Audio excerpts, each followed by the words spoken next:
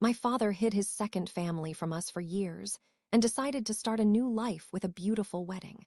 My brother and I stormed right into the ceremony and revealed the truth in front of hundreds of guests. His carefully crafted lie collapsed in an instant, and that was only the beginning of the reckoning.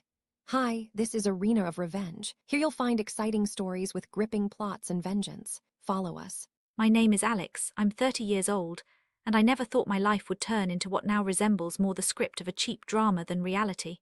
It all started a few years ago, when I began noticing strange details in my father's behavior that at the time seemed trivial. He began going on business trips more often that clashed with his work schedule, sometimes disappearing for days at a time, blaming it on workload. My mother had already gotten used to his excuses, and perhaps that's why she didn't notice or simply didn't want to. I was skeptical, but I had no concrete evidence. At some point, I began to feel a rift developing between my father and me. We had never been particularly close, but before, we at least had the occasional conversations about life, the future, and work. However, in recent years, he seemed to distance himself, becoming cold and avoiding any openness. I tried to ignore it, but with each new business trip, I grew increasingly convinced he was hiding something. Everything changed when my younger brother Michael stumbled across a strange message on our father's phone. It was a simple notification about a restaurant reservation for two, but the name on the reservation didn't match our mother's. At first, Michael thought he was mistaken, but then he began to notice our father often whispering on the phone and leaving the house to avoid being overheard. We began sharing our suspicions, and gradually the puzzle began to fall into place. A couple of weeks later, Michael and I decided to check out his business trip. He told our mother he was going to New Jersey on company business, but we found his car that evening in a shopping center parking lot just a few miles from our house.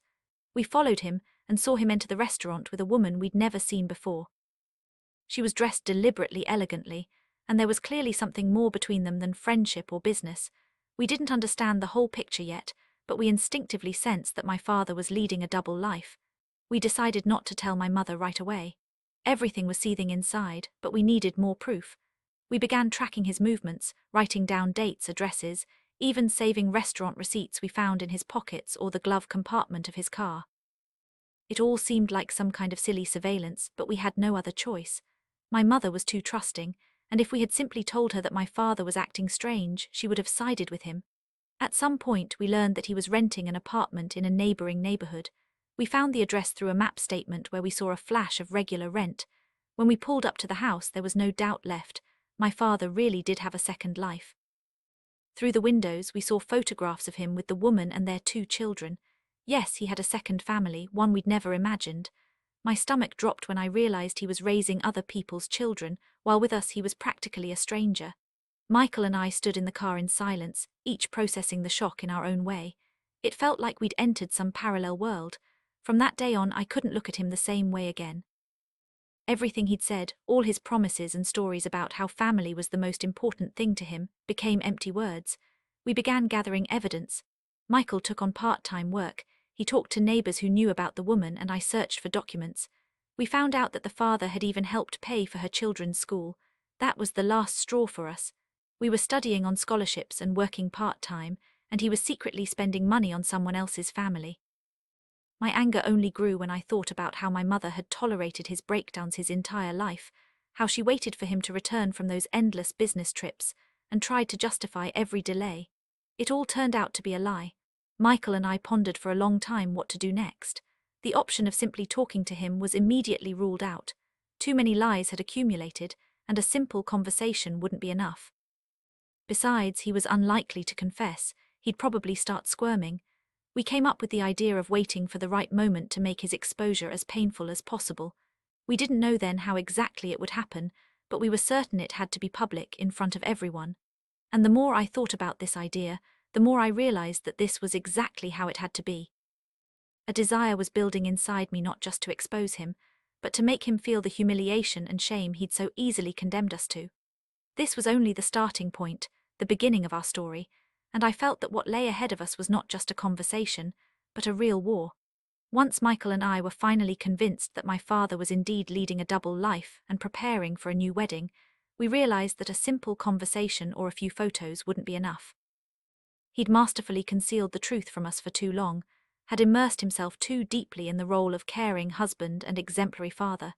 If we wanted to do more than simply ruin his celebration, but deal a blow he couldn't justify to himself, his second family, or his guests, we needed to meticulously prepare everything so that his own actions would backfire on him. So we began to strategize, as if we were about to take the stage and play the lead role, only our performance wasn't for applause but for truth and revenge. The first thing we decided was that we needed irrefutable evidence, not just photos and random messages, but things that couldn't be chalked up to a misunderstanding, a fake or malicious intent on our part. We made a list: bank transfers, the lease for his apartment where the second family lived, daycare bills with his name on them, and gifts he bought for the children, ignoring the fact that all transactions were recorded on his credit card.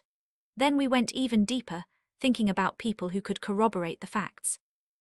We knew the second family was unlikely to agree to help us expose him outright, since they too were living in the illusion he'd created, so we decided to act cunningly.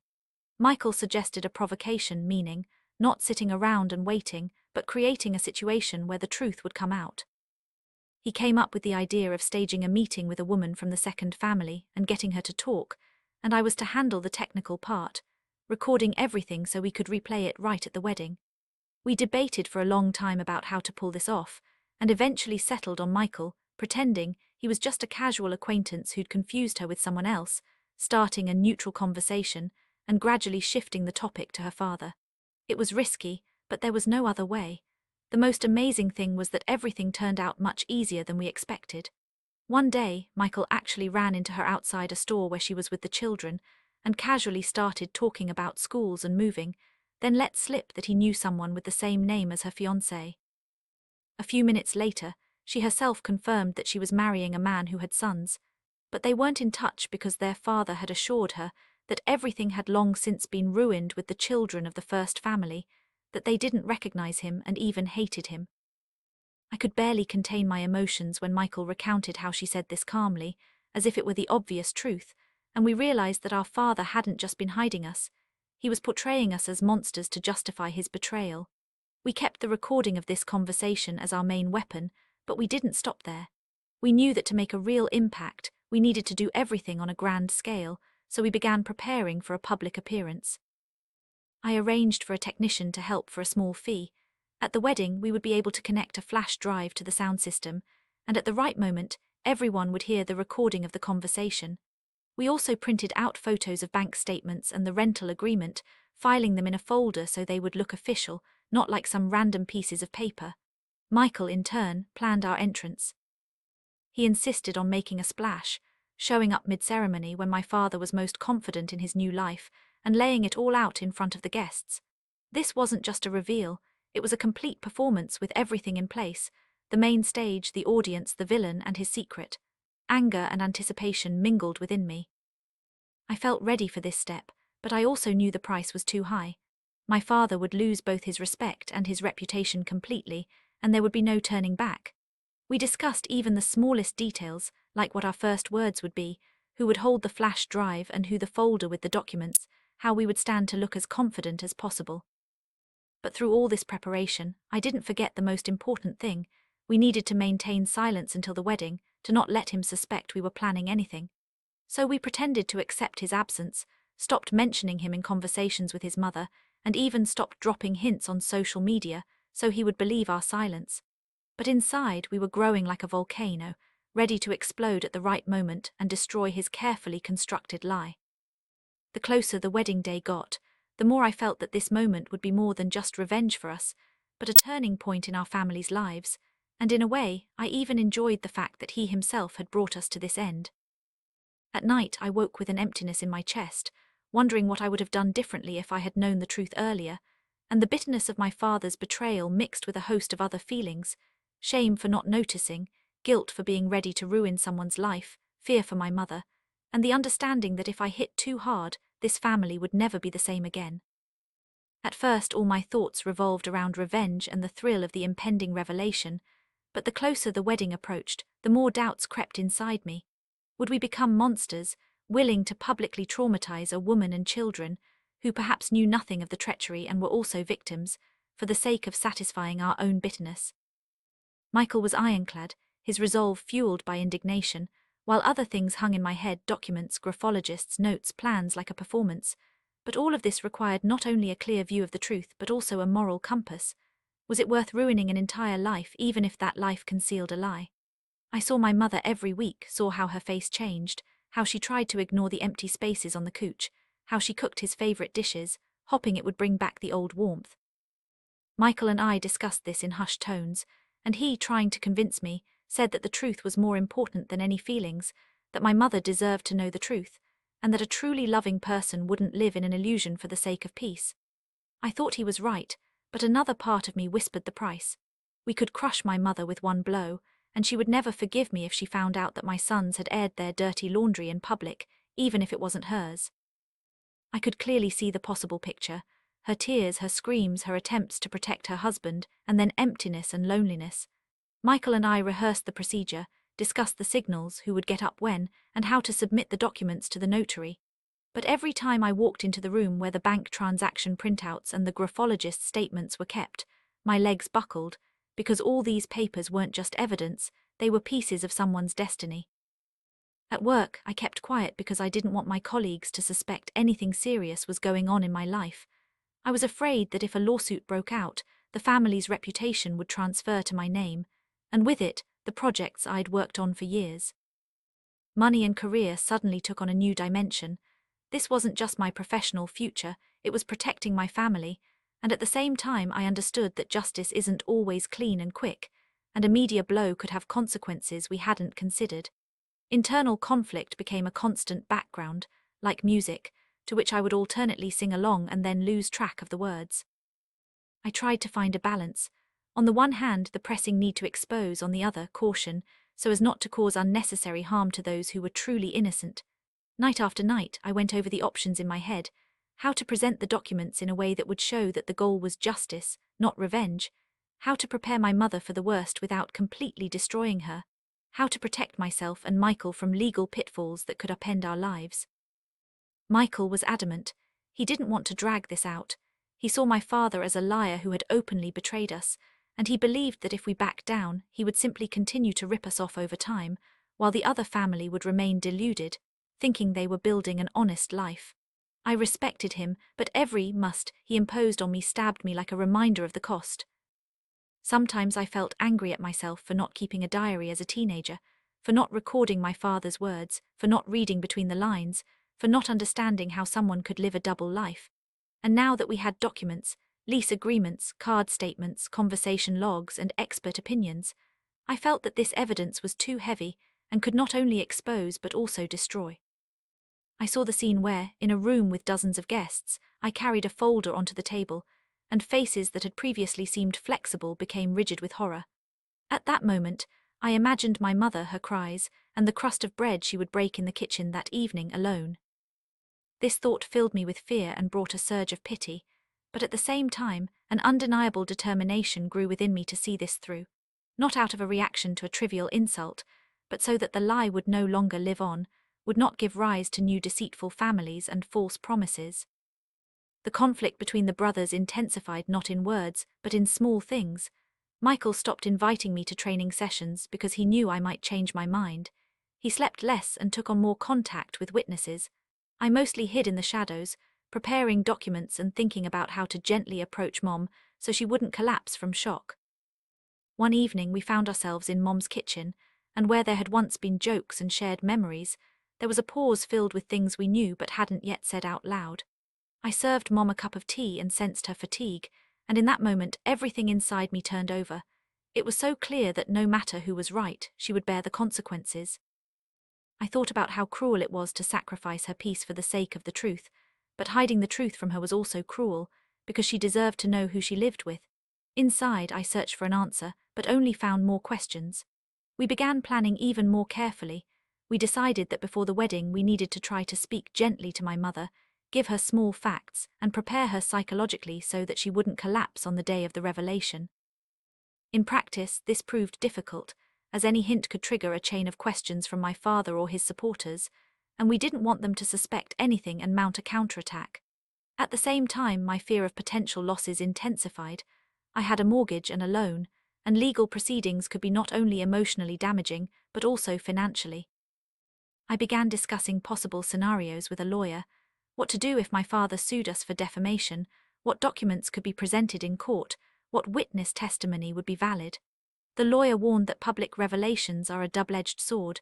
You can win in the eyes of the public, but lose in court if you don't follow procedure. This added a new level of responsibility to our case. The nights became short, my daytime thoughts restless, and this inevitably affected my relationships with colleagues and friends. I became irritable, somewhat withdrawn, and others noticed. One day, a friend who didn't know all the details noticed my change and suggested we take a trip, but I knew I had no right to take a break. The price was too high. The hardest part came when I looked into Michael's eyes and saw the same heaviness there, the same readiness for battle, but without the small doubts that had choked me. We both understood that after marriage there would be no turning back, and this understanding would either unite us or tear us apart. Sometimes I dreamed that my mother was yelling at me and telling me she would never forgive, and then I would wake up in a cold sweat, thinking about the price I was willing to pay for the truth. There were also moments when I felt uncontrollable rage. How could he live with us for years and lie to us?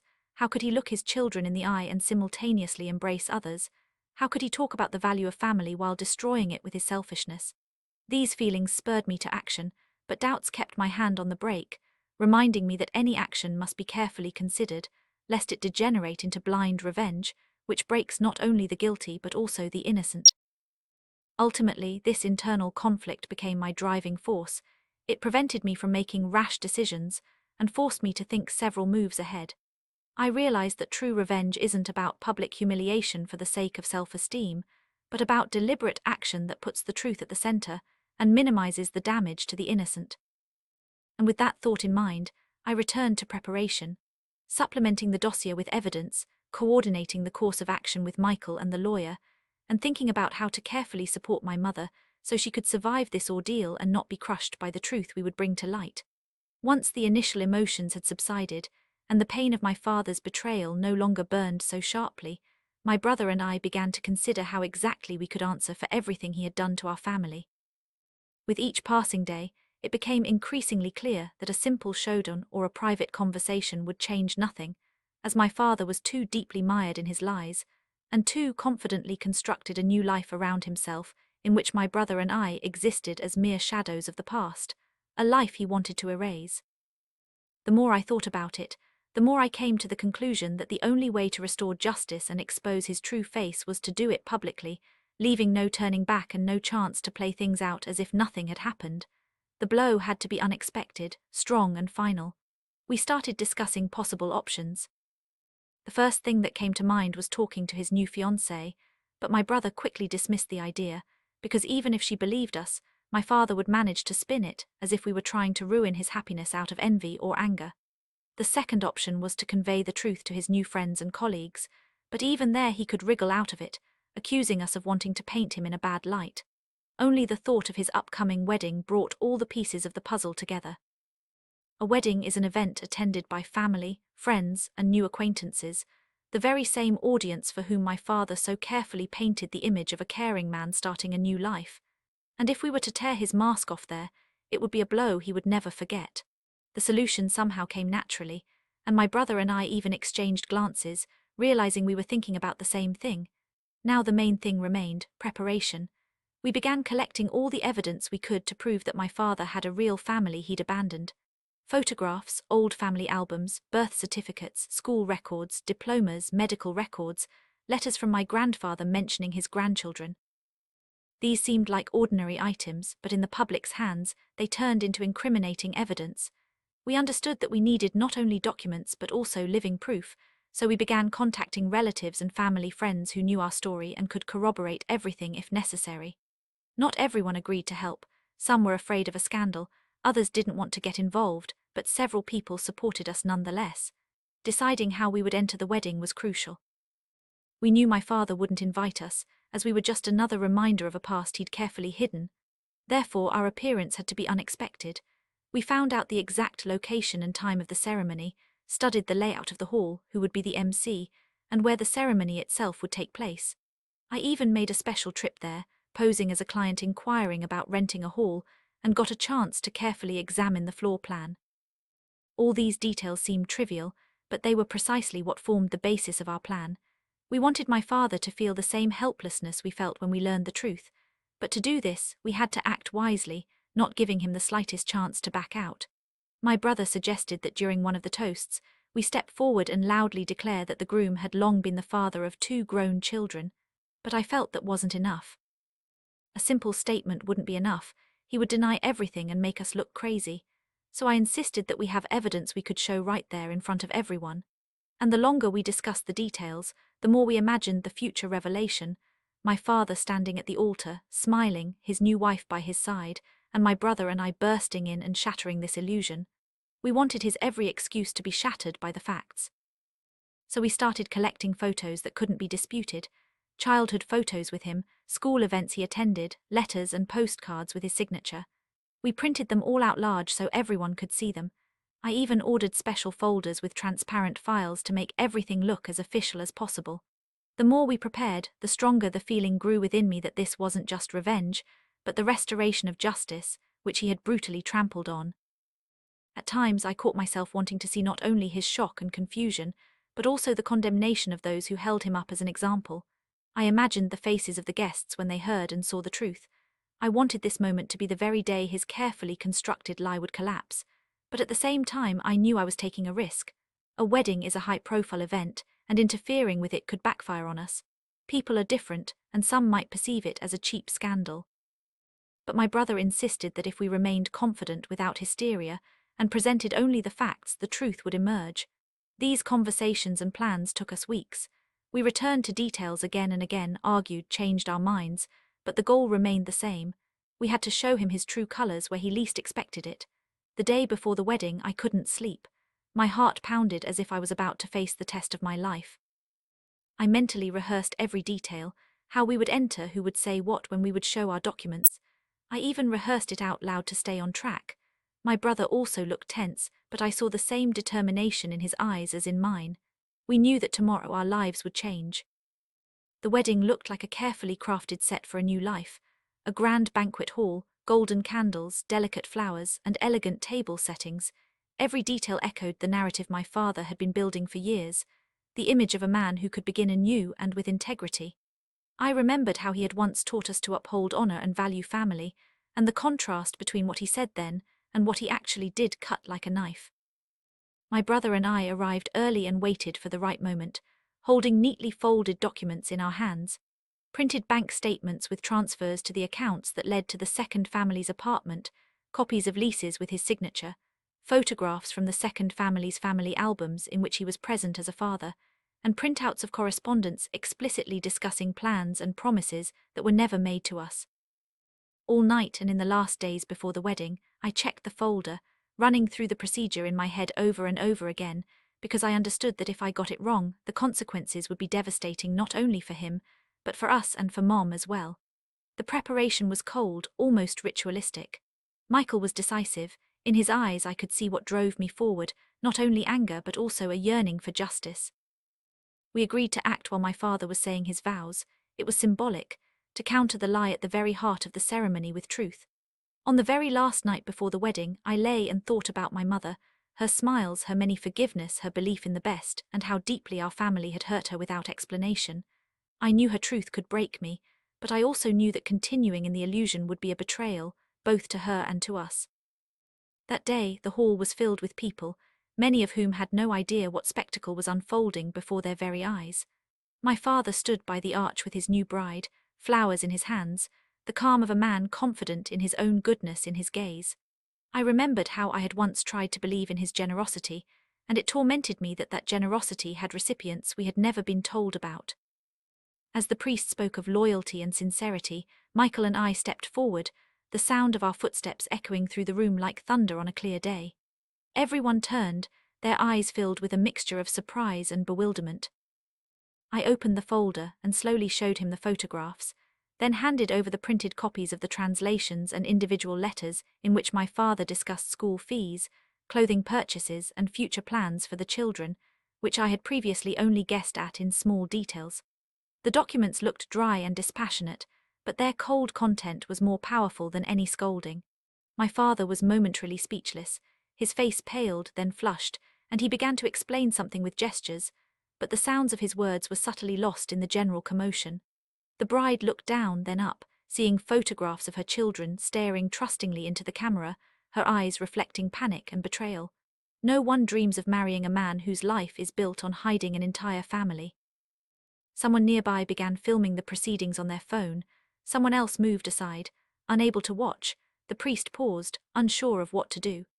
Many guests exchanged glances, hearing my calm and clear speech about how truth doesn't depend on the formality of the ceremony, that there can be no vows when one part of life is given over to silence and deception. I didn't shout, the noise and emotion spoke for themselves, but my voice was even because at that moment the content was more important than the warmth of my voice. The folder on the table became a death sentence. People saw with their hands diagrams and dates, matching translations and photos of the father holding the same boy on his lap, now grown up, whose gaze seemed to be asking us for a common answer.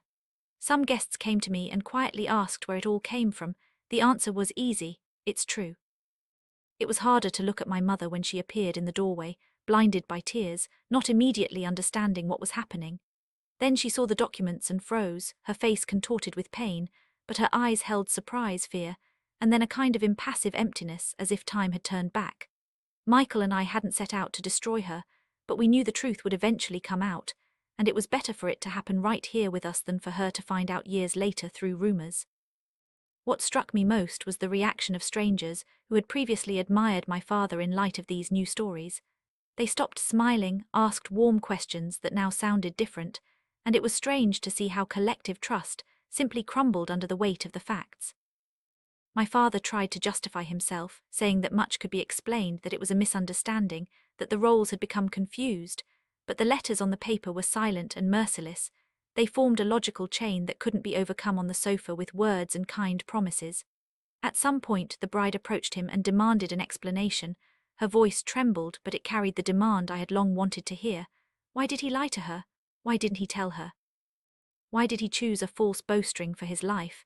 In response, he tried to talk about feelings, about difficult decisions, but a minority of the guests no longer believed his words. Many of the details were obvious, and you can't attach any fuss to them. When things had calmed down to the point where it was no longer possible to pretend nothing had happened, the master of ceremonies and the hotel management tried to separate the parties, preventing a fight and giving my father a chance to collect himself, but it was too late. What he had built over the years collapsed in an instant before the eyes of those he had tried to deceive. Whispers and complaints were heard as we left the hall, some swearing, some trying to intervene, but the essence remained the same. Trust had been violated. My brother and I walked away, feeling both devastated and relieved. I knew there would be trials ahead, possible meetings with the opposing lawyers, phone calls with accusations and requests for silence. I also knew that it would take a long time for my mother to recover. I saw her shoulders shaking, her tears not so much from betrayal as from the fact that her entire life had been built on someone else's shadow. Michael and I sat in the car after that night, silent for a long time. Words seemed unnecessary because we'd done what we'd prepared ourselves to do, but the price had been high. Over the next few days, my mother received calls from people who had once respected my father, but now silently condemned him. He himself had disappeared, not answering calls, and his attempts to find excuses in the form of phone messages seemed discouragingly weak. The legal consequences began to unfold. Lawyer friends talked to us about possible lawsuits, about how best to organize everything so that we would be safe with the evidence and not become victims of counter-accusations. But of all the formalities, what mattered most to me was that we had regained our voice. I spent many nights thinking about what was most important to me in this act, not the satisfaction of revenge per se, but the restoration of the boundary between lies and honesty, and the demand that those closest to us be held accountable for their actions. Ultimately, I came to a conclusion that became the outcome of this story. There are relatives in the world whose actions are permeated with baseness and vileness, and one must be careful with such people and not allow them to rewrite reality for personal gain. The truth remains the only tool that can destroy their illusions, and although the price of truth can be high, silence in the face of it is a betrayal of one's own life and honor.